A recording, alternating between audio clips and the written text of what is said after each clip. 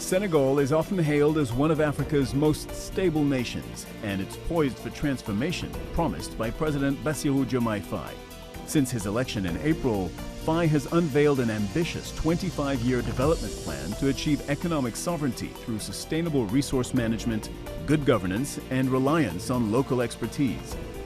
A key figure in the plan is Yassine Fall, the Minister of Foreign Affairs. An economist and diplomat, Fall brings 15 years of experience in economic and leadership roles at the UN, along with a track record of advising African governments on economic policy. She now faces the complex task of steering Senegal's foreign policy during a pivotal period of change. President Faye has called for the closure of French military bases, signaling a redefined relationship with Senegal's former colonial power. While maintaining ties, the move underscores a commitment to national sovereignty and self-determination. As Senegal's top diplomat, Yassine Fall plays a key role in delivering the president's vision on the global stage, from forging new alliances to reshaping old ones. Join us over the next half hour as we explore the plans, challenges, and opportunities that lie ahead for Senegal as Foreign Minister Yassine Fall talks to Al Jazeera. Madam Foreign Minister, Ms. Yassine Fall, Foreign Minister of Senegal, thank you very much for talking to Al Jazeera. Thank you for having me. I'd like to ask you about your first impressions of actually being in power, because you've had several lives. You've been a math teacher, you're a very accomplished economist, you became a political activist, political operative, but until you became minister only a few months ago, you had never actually held political office. And now you are part of a government under the leadership of the President Faye, and the Prime Minister Sonko, that has promised radical and profound change. And it is up to all of you to deliver that change. What have been your first impressions of actually being in power? A high sense of responsibility. And putting to myself that there is a need for accountability. And this is because of how we came into, governing, leading the country. We went through a very intense process of contestation, of resistance, of young people, lots of people who lost their lives, of people who got incarcerated. I mean, our president came out of a prison with our prime minister a few days before the campaign. We campaigned during Ramadan. And this ocean of young people, masses of people in front of us, cheering with the message of hope. So I had a high sense of lots of responsibility on my shoulder, on the shoulder of the government, of expectations that the Senegalese had, and trust that the Senegalese had. So every morning since then, I tell to myself, make sure you do your very best, and make sure you work hard so that what you have promised the Senegalese and what you have presented as a program, you do your best to do it, and make sure you tell the truth. Yeah, well, the President and the Prime Minister have raised expectations. They have set expectations very high for their government, the government that you're a part of. But has there been, since you've been in office, has there been anything that has surprised you about actually having your hands on the levers of power, about how it works when you close the door and you're inside the ministry, the ministerial cabinet, the presidential palace, the Prime Minister's office? Well, yes, indeed. First of all, discovering what you find between what you thought was going on in terms of the books, in terms of the finances, in terms of human resources, in terms of what you thought you were going to find and what you see. I think this is going to be this is what we thought was happening. This is what we proposed as a program based on what we thought was happening and based on the evidence we had in our hands. But this is what the reality tells us. And how do you deal with that? Meaning, what do you mean by the reality? Meaning, you discovered the reality, things that you... First of all, when we were campaigning, we knew there was high level of corruption. We knew there was bad governance. We knew there was distrust in the legal system by the Senegalese. There were a lot of issues of governance, be it financial governance and political and social.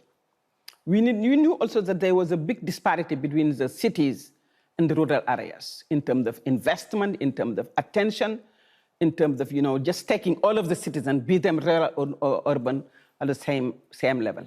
But when you come and you find out really that, for example, the level of debt of Senegal was way much higher than what it is. You wonder, where is the money? What did they do with this? So you're saying the public accounting was wrong and the numbers that had been provided by the previous administration with respect to debt, for instance, were untrue? Were inaccurate at all, totally. So when you find that out, then you have to say, what do we do? We know the consequences of saying that, but what do we do? Do we hide it and continue, or do we tell the truth? I think that was a very major decision. And we said, look, we came here with a lot of hope and a lot of expectation of changing, of a systemic change. And the systemic change starts with behavior, starts with attitudes, starts with really saying what is the reality of the situation. So we decided to go ahead and tell the truth. I also found... Can I jump in for a second? Because that sounds very noble, but you know what your critics would say? Your critics would say, well, this is a political ploy that is used by most governments when they come into office. They say, actually, the situation is far worse than what we even imagined. And we're telling you it's worse, and we will spend the next few years telling you that we are essentially digging the country out of the hole that the previous administration put it into. And that serves the purpose of the incoming administration. Well, you can say that when you don't have figures, when you just say the situation is worse without evidence. But when you have statistical evidence and figures, it cannot be told like you are just telling that to make the situation comfortable for you. And I think the Senegalese appreciated that, because at the first, people who are really concerned are the Senegalese citizens, Senegalese people. They appreciated that, they understood that, and they believed that. And what we said was based on facts.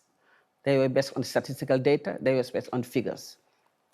So I think the answer is, of course, how do you now move forward and develop a program that will enable you in a very difficult condition to at least set the stage and realize what you plan to do.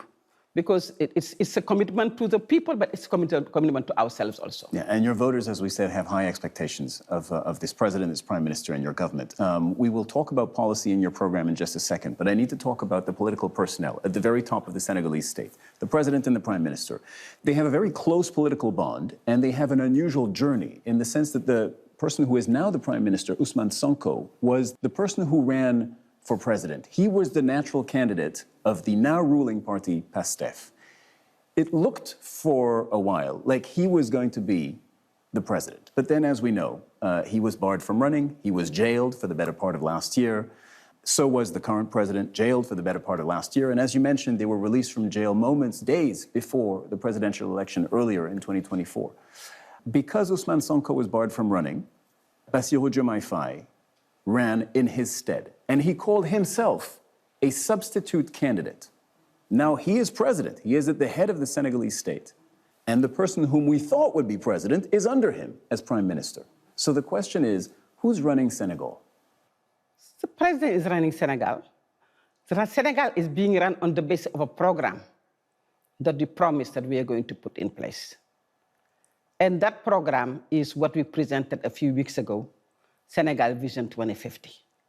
You are running a country on a basis of a program. You're not running a country like you're running an army. You're running a country because you're trying to put in place a program, an agenda for social change. And that's what we have in place.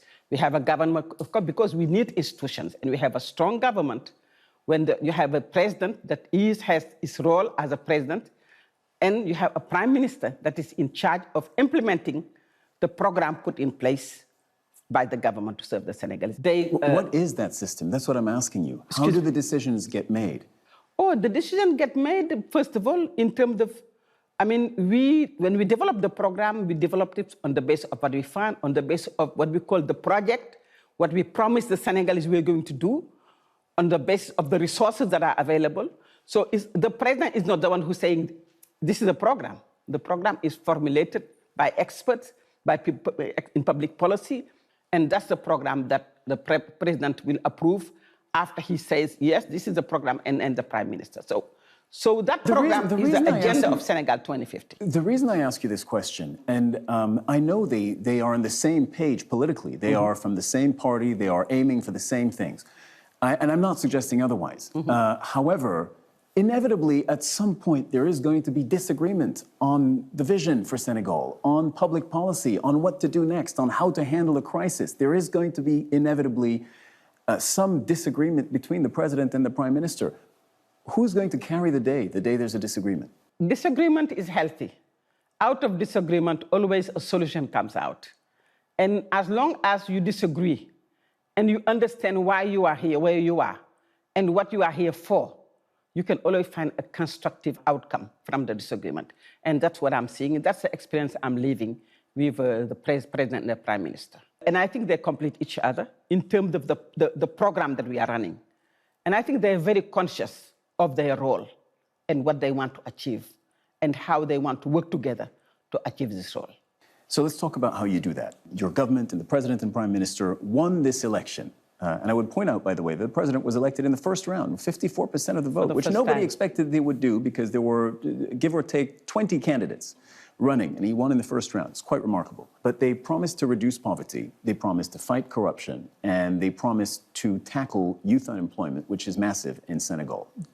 These things are major, and Senegalese voters are expecting your government to deliver. How do you do that? Well, first of all, I think you have to put institutions at work. You have to, first of all, ensure that Senegalese get reconciled with the justice system, which was a very important step, because the justice was weaponized. The justice system was used to repress instead of serve the people. We went through a process of reconciling Senegalese with the justice system. You also have to have stronger institutions, especially for fighting corruption. That is a very important area of work to tackle, meaning that, first of all, putting process that put really transparency in the management of public funds, but also ensuring that anybody who have been responsible for, mishandling, embezzling public funds responds to that, accountability. Anybody, you say? Anybody. Do you have anybody in mind? I have no one in mind. But the justice system will do its job as that happens. But what we are saying is that there is no exception. Everyone will be on the same level in front of the law. Some people could listen to what you just said and wonder if that means that PASTEF and your government will go after the previous administration and will use this transparency, accountability, and maybe hunting down any embezzlement that may or may not have occurred, if there is proof. We've been here for 8 months now. And we just went through legislative, elections, parliament. Which you won handily. Which we won 130 seats over 160. But candidates who were here before, who had jailed people, who have done many things, were able to run, to campaign side by us.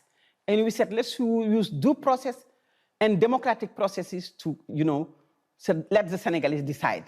So if we were going to hunt people, we would not have allowed them to run, because we were prevented from running in the last parliamentary election, presidential election, and we didn't do that. So I think that we are not in a manhunt mentality, because we have a lot of work to do. And I don't think that, our priority is to really try to do our best to realize, put Senegal forward, to ensure that we do our best to respect commitments we have taken. So there's no witch hunt from this government against the previous government, under whose authority, I would remind our viewers, Mr. Bassirou Diomaye Faye, the current president, and the Prime Minister Ousmane Sonko spent almost a year in jail. There is no witch hunt. No one has seen any witch hunt, so there is no witch hunt. Let's get back to the policy of one of the main, I think, central planks of your government's platform is poverty reduction. This is one of your areas of expertise. As we said, you were an accomplished economist at the United Nations, held various positions. How do you do that? This is a mammoth task. And specifically, what do you say to the countless Senegalese young men who see no future for them, for themselves, in Senegal, and who prefer to risk their lives getting on dinghies, crossing parts of the Atlantic Ocean to try and make it to Europe? And we're talking, by the way, about people who have an education, who have degrees, who might be teachers, engineers, etc. What do you say to them? It's a very painful situation to see. And I think one of the reasons why several of us went into politics is because we feel that Senegal is able to provide employment for its citizens. Senegal is able to ensure that young Senegalese live in Senegal with dignity and can even decide to go on vacation and come back home. We believe that is possible. How do you do that? Well, first of all, we have to invest in agriculture. Senegal has large potentials of agricultural development that we have not done before. And we feel that we need to invest in agriculture.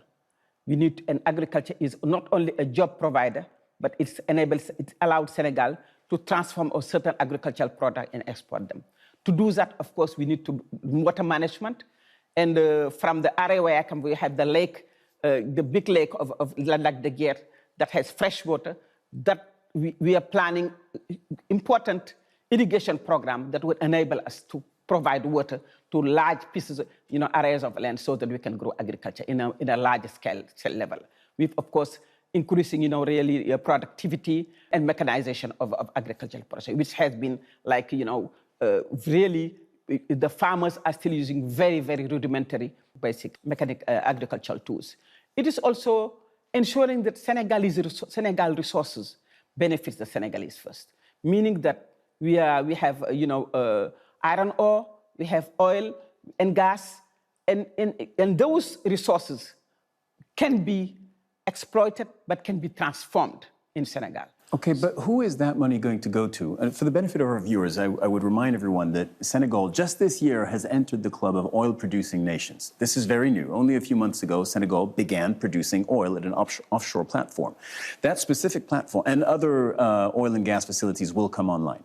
That specific platform is owned 80% by the Australian company that has invested in it, Woodside, and 20% by the Senegalese state.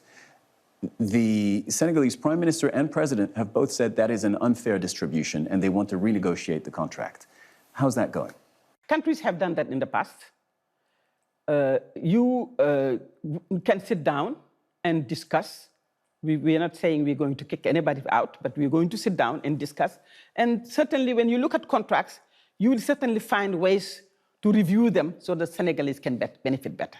I think that's something that, the lawyers, the experts, in legal and negotiation of contracts can do. But how is it going? Because that was one of the day one priorities and promises, and you've been in power 8 months. And we are in the process. We are in process of looking at, several contracts and seeing if there are any loopholes, how Senegal can better benefit. And that is something that we said, and that's something that we will do. You also said you're not looking to expropriate any private companies or nationalize the sector. No, I mean looking for, meaning that you target someone and say, okay, I'm going to expropriate you. No. First of all, you look at the contract and see, have the contract been followed properly? Is that the case? Secondly is the contract itself, as it is framed. Does it respect Senegalese interests and the private companies? We're not just in here to kind of, expel or say that private companies did something wrong, but we want to put a level playing field, a win-win contract, so the Senegalese win and also the private companies win. We do that with Woodside, we do that with BP, we do that with any other companies. But in addition to your question, Senegal has other resources. We have the most important natural gas resource in Senegal has not been exploited. And that will enable us to sign a very interesting, for us and for the private sectors that are coming, agreement that will benefit both Senegal and the private sector companies that are going to come to exploit. The other way that you're asking about, employment of young people is transformation of resources. We know that we have natural gas, we have phosphate.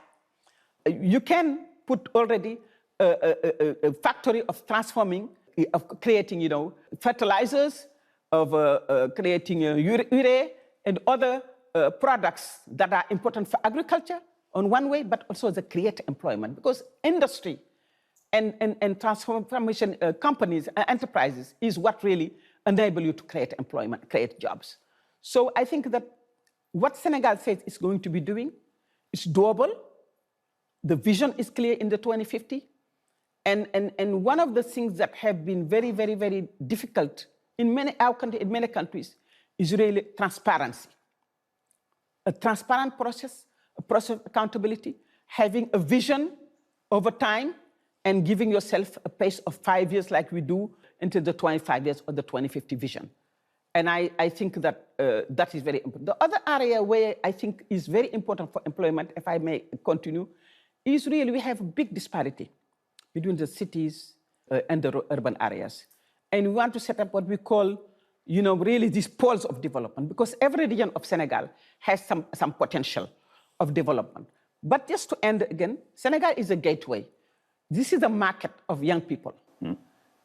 Half the population is under the age of 18. 75% of the population is less than 25 years. The medium age is 19 years old. So these young people are buyers, they are creators, they are generators, they are workers. So it's a market. And Senegal is a gateway also for West Africa. We have ECOWAS, which is 500 million people. In 2050, it will be 1 billion people.